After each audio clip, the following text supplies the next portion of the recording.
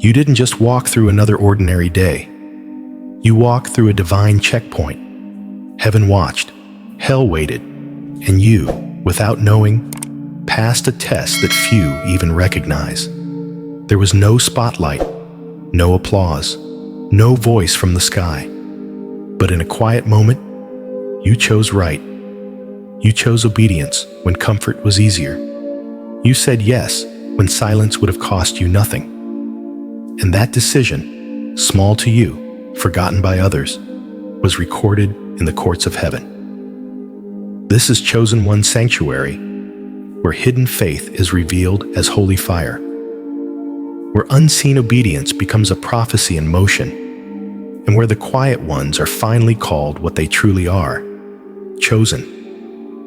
Scripture says in Luke chapter 16, verse 10, "Whoever can be trusted with very little can also be trusted with much."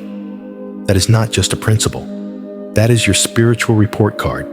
And today, you passed. Because what you did in silence made God smile. Not because it was grand, but because it was faithful. And for the chosen ones, faithfulness in secret is often the first sign of divine promotion. But you need to understand what really happened. Because the moment you said yes, something shifted. Not just in your life, but in your bloodline. You gave up something you could have justified holding on to. And that surrender was a weapon in the spirit realm. So stay until the end. Because in this video, we are pulling back the veil on what your spirit already suspects. You didn't just survive today. You became more dangerous to darkness. And when you hear what that one act of obedience truly unlocked, you'll never underestimate your quiet yes again. Now let's go deeper, because something holy is unfolding right beneath the surface. The act that moved heaven. There are moments in your life so quiet, so ordinary, that even your own heart questions their worth. No cameras, no audience, just you and a choice. And yet, the unseen realm was holding its breath, because today, chosen one, you did something that caught the attention of the throne. You made a decision that looked like nothing, but in the spirit, it thundered like prophecy. You held your tongue when it burned to speak. You forgave when bitterness begged to stay. You obeyed when no one would have blamed you for walking away. What you did today wasn't random. It was a mirror of ancient obedience. In Mark chapter 12, Jesus watched as the rich gave from their overflow. But it was a widow, unnoticed by all, who dropped 2 small coins into the treasury, everything she had. No one clapped. No one even looked her way. But heaven recorded it, and Jesus declared that her act, though invisible to men, outweighed every offering given that day. That is what just happened in your life. Your offering may not have involved coins, but it was everything you had. A final ounce of patience, a whisper of surrender, a silent act of trust when your soul felt tired and unseen, and the heavens leaned in. Because this is what separates the crowd from the called. The chosen ones don't move when it's easy. They move when it's costly. You may not have felt angelic wind or seen supernatural light, but in that moment, angels were dispatched. Darkness lost legal ground, and God smiled. Never underestimate what obedience in the shadows unlocks in the spirit. Your yes may have felt small, but it was enough to open something ancient and divine. And as the weight of that moment settles over your spirit, we now look deeper into what terrifies the enemy most. Obedience that doesn't need recognition. Why the enemy targets quiet obedience. The enemy is not afraid of volume. He is afraid of alignment. He trembles, not at your noise, but at your nearness to God. And there is nothing more dangerous to darkness than a child of God who obeys quietly, without validation, without applause, without needing to be seen. That kind of obedience carries an authority that cannot be manufactured. When you obey in secret, you reverse the design of hell. The entire demonic kingdom is built on one principle: self-gratification, self-promotion, self-preservation. But when you die to that, when you move in the Spirit instead of the flesh, you disrupt the architecture of darkness. That is why you felt so much pressure in seasons where you were actually most aligned. It wasn't because you were doing something wrong. It was because your obedience was threatening something old and territorial. This is the same pressure Job faced, not because of sin, but because of his righteousness. Job chapter 1 shows us the unseen realm where Satan himself requested access, not to destroy a rebel, but to test a loyal son. Job's obedience was so pure, it provoked attention in the spirit world. The enemy hates what he cannot predict, and obedient people are unpredictable to darkness. This is why the warfare rises when you're doing right. This is why the enemy sends distractions, temptations, and subtle invitations to pride when you're walking closely with God.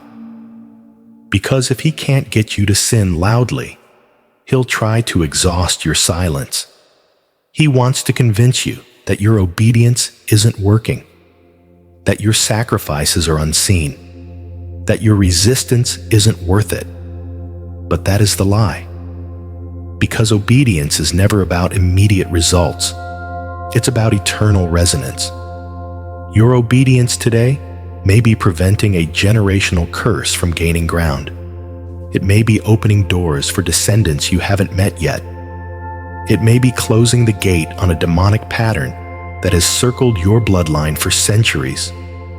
So if it feels like all of hell is pressing against your small yes, it's because that yes just became a weapon. And when you realize that, you stop seeking applause and you start walking in holy fire. You were tested and you didn't even know it. There was no warning, no dream the night before, no angelic signpost telling you this is the test.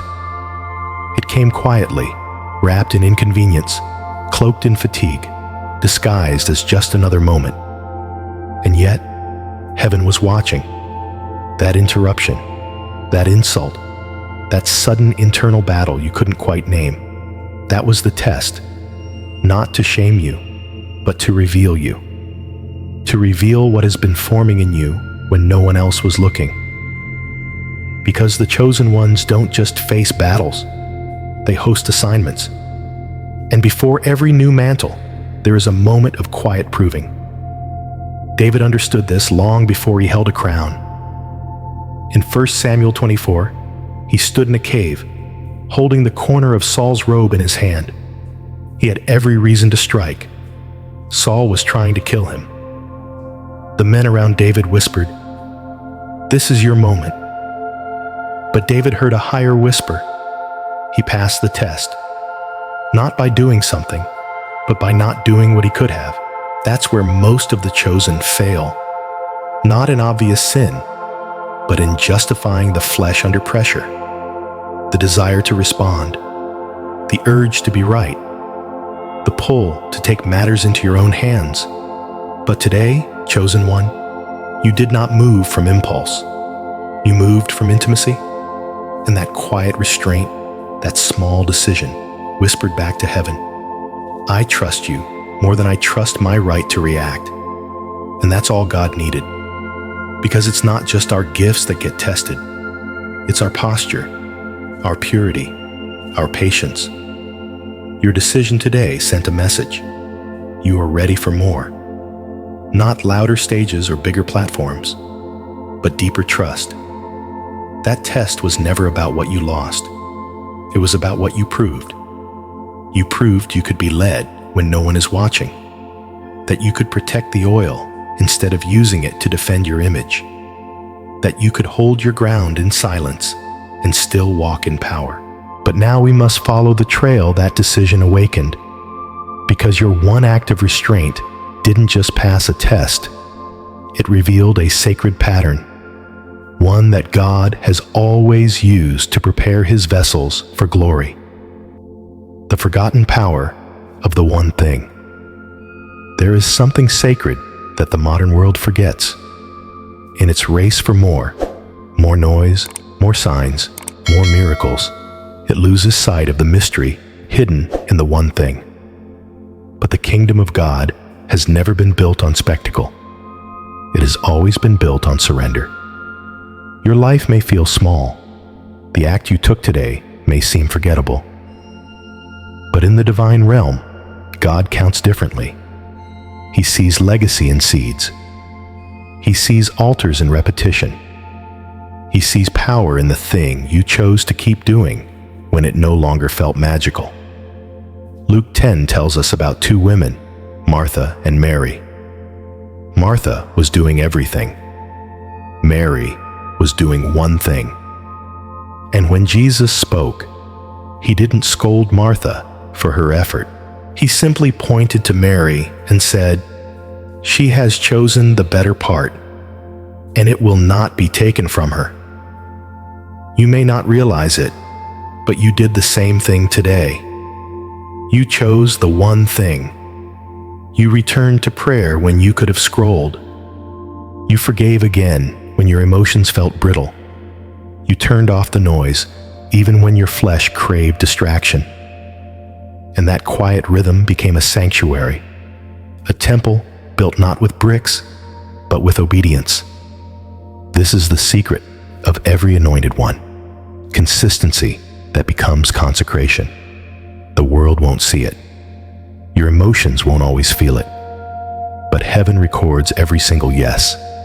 That's why the enemy always attacks your rhythm before your destiny. He wants to interrupt your one thing because he knows your future depends on it. He knows that if you keep showing up, keep bowing low, keep saying yes, even in silence, you'll become unshakable. And you are, right now, becoming unshakable.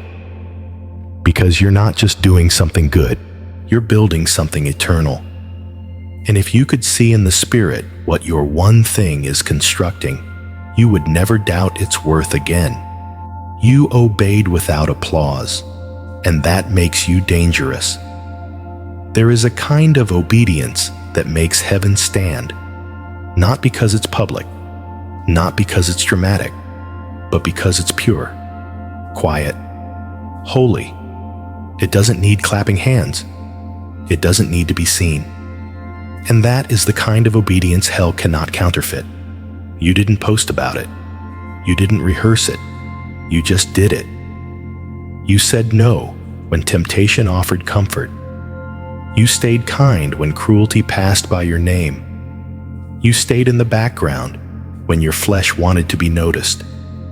And that restraint didn't go unnoticed by the realm that matters most.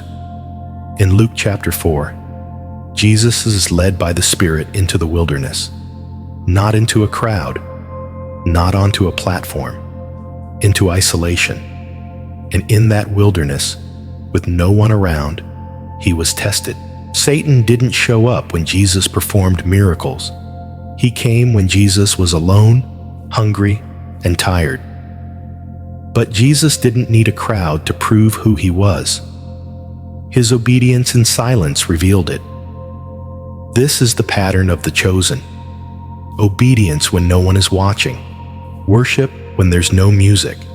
Loyalty when there's no reward. And today, you walked in that pattern. You didn't need validation because you were already rooted in identity.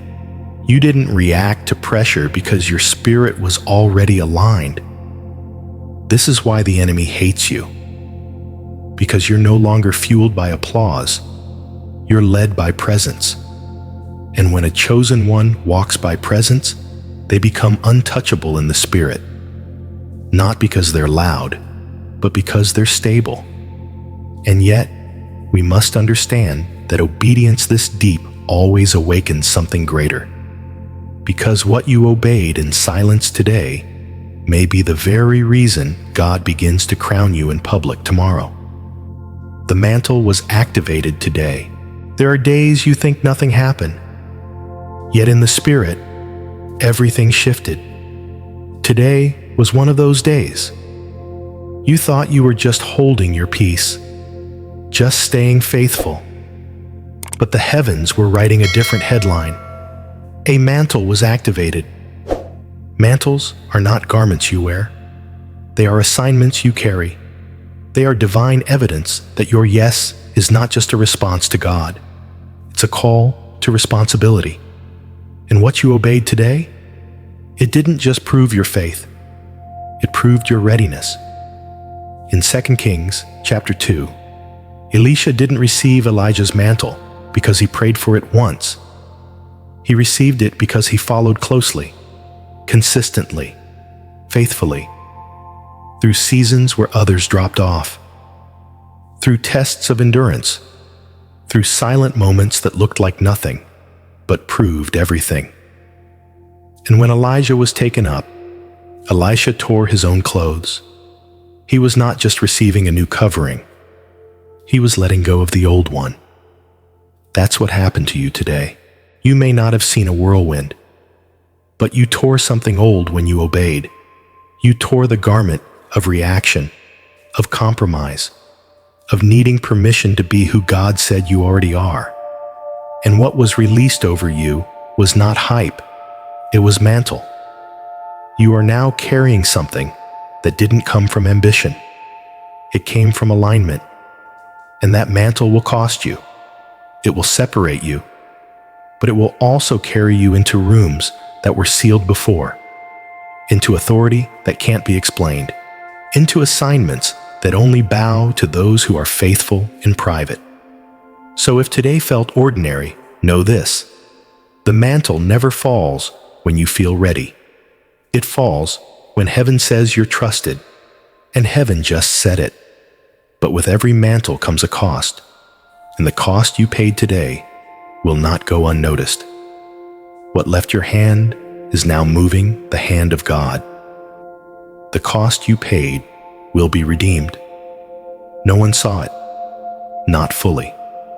The sigh you let out behind closed doors, the thing you released, even though your heart wanted to cling to it just a little longer. The sacrifice wasn't loud, it wasn't celebrated, but it was real, and that makes it holy. Chosen one, you gave something up today. Maybe it was a conversation you walked away from.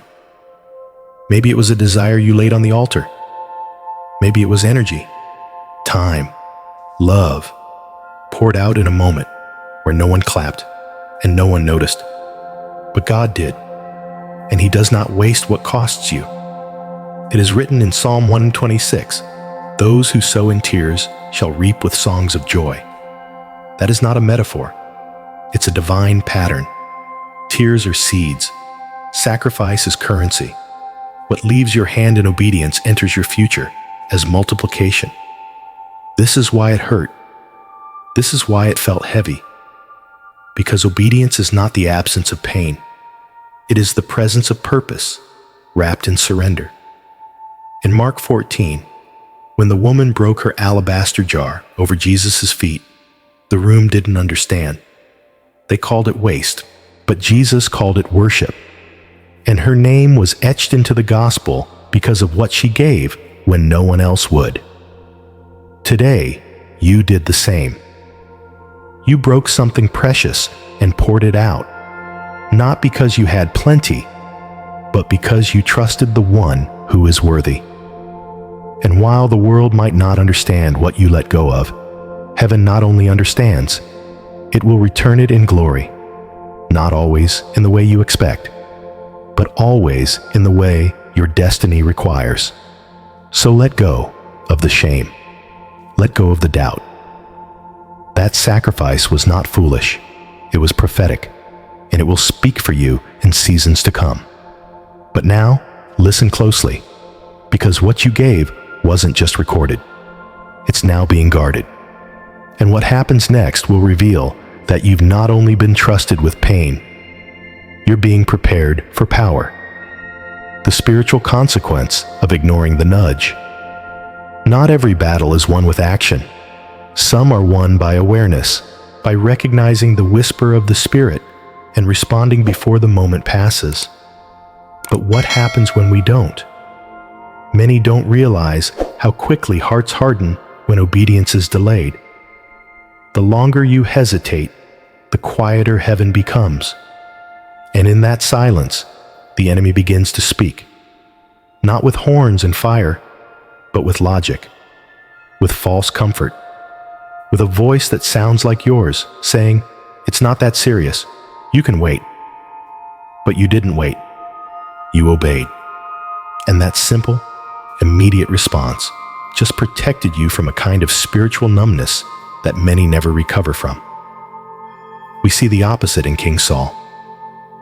In 1 Samuel 15, he was told to destroy everything, but he spared what looked good in his eyes. He compromised for convenience.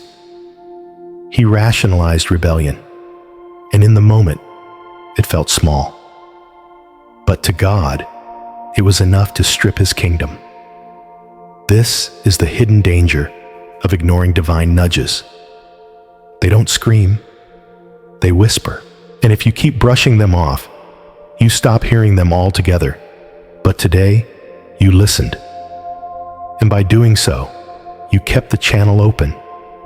You proved that your heart is still soft, still tuned, still trembling at his voice. That kind of sensitivity is rare, and that's why it must be protected. What you responded to today wasn't just a feeling. It was a divine alignment point, a fork in the unseen road. And your yes didn't just keep you safe, it kept you on course. There is no faster way to derail a destiny than to consistently ignore small instructions. But there is no deeper path into glory than to say yes when no one else can even hear the call. And now, because of that, yes, you're not just walking in awareness. You're stepping into guardianship. Because those who listen become those who protect. Your identity as a gatekeeper. There is a reason you feel things others brush off. Why your spirit flinches when the room shifts, even if no one says a word. Why you can sense when something's off before it ever shows up in the natural. It's not anxiety, it's assignment. You are not just a believer, you are a gatekeeper. God has placed you at the threshold of something sacred, and your role is not to entertain everything that knocks. It is to guard the glory, to protect the purity, to discern what feels familiar but isn't holy. In the book of Nehemiah, when the walls of Jerusalem were being rebuilt, the enemies didn't show up with swords. They showed up with distractions, with flattery, with invitations to meaningless meetings. But Nehemiah stayed on the wall. And when he refused to come down, the enemy was exposed. That's what you did today. You stayed on the wall. You felt the temptation to entertain a conversation that would have polluted your peace. You sensed the moment when compromise disguised itself as connection. You noticed the subtle voice saying, "It's not a big deal, just relax." And you said no, not in anger, in reverence. You didn't choose fear. You chose stewardship, because gatekeepers don't just say no to sin. They say no to distractions, to dilution, to anything that dulls the voice of the Spirit. You are protecting something, a rhythm, a flow, an oil that heaven is pouring with precision. And if your gates are open to everything, you'll carry nothing with power. That's why you felt isolated. Why some conversations drain you. Why certain atmospheres feel intolerable. It's not pride, it's purity. You are becoming a vessel that only functions when the altar is clean. This matters more than you know. Because revival doesn't fall where anything goes. It falls where someone watches. And that someone is you. You may feel like your yes is small, but it is the difference between open heavens and scattered chaos. So keep the gate shut to what God didn't send, because what you're guarding is what God is getting ready to pour through. And now, something deeper begins to rise. Because you didn't just protect the gate, you ignited the light, and everything around you is beginning to feel it. You chose light again and again. You didn't just make one good decision today. You made several, layered in silence, stacked in spirit. Every time your flesh wanted to respond, you chose stillness. Every time an old pattern tried to speak, you answered with truth. You kept choosing light. It was subtle, but supernatural. Because darkness doesn't always leave after one command. Sometimes it waits in the corners. It waits for your fatigue. It waits for your hunger. It waits for your loneliness. But today, it waited in vain. Because with every passing moment, your spirit kept saying, "Not this time." You didn't let the memory pull you back. You didn't let the feeling become the truth. You didn't let the lie rewrite your identity. You chose light. Over and over. That is the evidence of someone who has been marked. You're not just reacting less. You're seeing more. You're discerning the shift before it knocks. You're catching the invitation before it becomes a cycle. You're not numb. You're refined. This is spiritual maturity. Not perfection, but persistence. Not loud declarations, but quiet authority. Paul wrote in Ephesians chapter 5, "You were once darkness, but now you are light in the Lord. Live as children of light." That word, live, means walk, move, continue. And that's what you've done. You've walked like light, spoken like light, discerned like light. And most of all, you've stayed lit, even when the room tried to smother you. The enemy hoped you'd flicker. He expected your glow to fade, but instead, your flame grew steadier, because you weren't powered by feeling. You were fueled by presence. And now, even if nothing looks different around you, everything is different within you. You are not who you were, and what's coming next is already being drawn to the light you carry. There is a mystery unfolding in the lives of God's chosen ones, a mystery that rarely makes headlines, but moves heaven. A mystery written not in grand gestures, but in consistent surrender. You are living it right now. Because in a world that chases platforms and applause, you chose presence. In a generation obsessed with visibility, you chose obedience. And in doing so, you proved something ancient, that God still walks with those who choose Him in secret. What if the most powerful moments of your life will never be posted? What if the deepest altars are the ones only heaven sees? And what if today's quiet yes was not just for now, but for generations that will rise because you refuse to fall? When God looked for someone to carry the oil, He looked beyond charisma, beyond gifting. He looked for surrender, and He found you. You didn't even know it. But your obedience today was a turning point, not because it looked impressive, but because it came from trust. This is not about hype. It is about legacy. This is how kingdoms are shaken, how curses are broken, how mantles are transferred, and how holy ground is marked, not by noise, but by footsteps that walk faithfully in silence. You are not just obeying. You are hosting the presence of God in a generation that has forgotten how to kneel. You are a gatekeeper of glory, a torch in the shadows, a remnant rising. If this word has confirmed what your spirit already knew, honor it. Like this message as a prophetic act of agreement. Share it so another hidden warrior can hear what their silence is birthing. And subscribe to stay rooted in the flow of truth that is awakening the chosen all across the earth. This is Chosen One's sanctuary. And you, yes, you, just gave heaven another reason to move. Let your voice join the sanctuary. Leave your reflection in the comments. What did God reveal to you through this message? What one thing has He asked you to keep doing? We are listening. We are walking with you. And heaven is watching.